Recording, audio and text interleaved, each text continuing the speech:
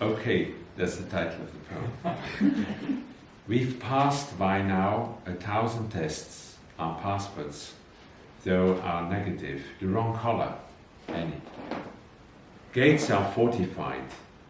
In time we gather money, dollars west, euros next, for the journey by lorry. In the back or clinging underside. By train is pretty much the same. These routes are mainly barred these days. Our last resort. Dinghies at night. We counted if you don't pass port. If you are still warm. The dead aren't told. Undocumented. Labeled. Numbered. We lurch over waves across the channel, harried by conflict, destruction, desert, and when we get to where and when we get to where we are going, we are the same as we were, just more so. We are the public. The meadows behind the new housing estate are being sluiced out. In the mud, the animals are becoming dark. A dog barks at the moon. We swallow our tongues and sniff each other's armpits. Nobody left on the street. The windows have closed their eyes. The 0-hour worker leaves on his moped. He is our nomad. We don't have to. We're indoors already. Should anyone take a chance and ring the bell, the camera lights up friendship and treachery. We buzz around the tapas and taste each other's bee bread. Now the evening is deepening. We become immune to risk and insure ourselves against death. Beneath the night lamp, duty keeps watch. We are only safe together. Penetrating forest. Trees reach from parks into gardens and farmland. Networks tendril under driveways and T-junctions to embrace alien ornaments. Ancient natives and in-betweens like me weave root, leaf and branch sections, car parks and various paths marked out for walkers or cyclists or horse riders. Wheels, hooves, boots, ground hollow waste into chalk, looping within asphalt borders, hard lines on the map.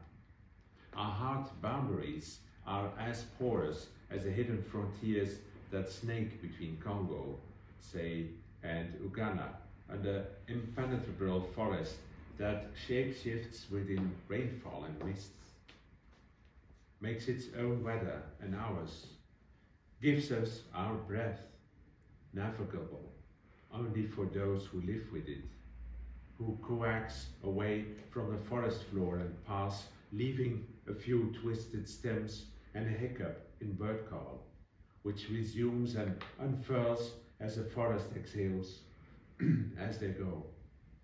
I gaze up into kaleidoscope sycamore and oak. My spine lengthens, edges blur, toes and fingers uncurl and unravel to silk, tracking the mycorrhizal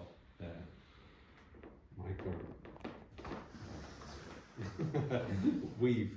My mind melts my body into leaf mold, weightless, formless, warm in the dancing diamond light, moist in the forest's breath.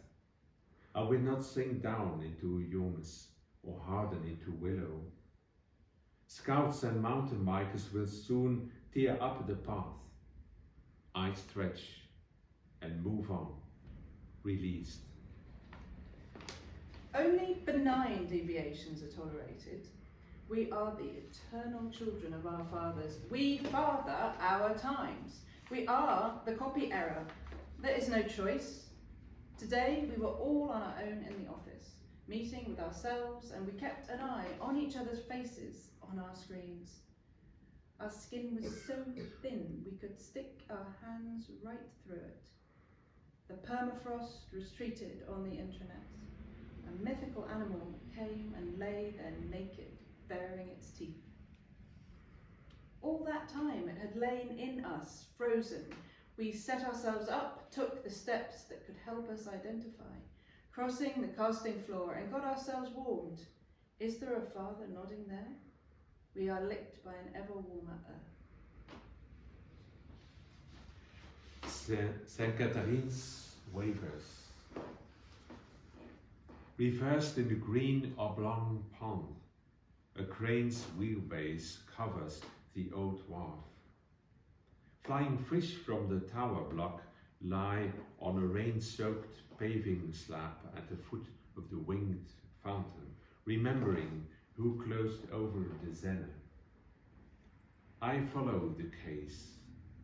Bricks intersect the name of Jesus, chalk, cut stone, the gated sailors in pass.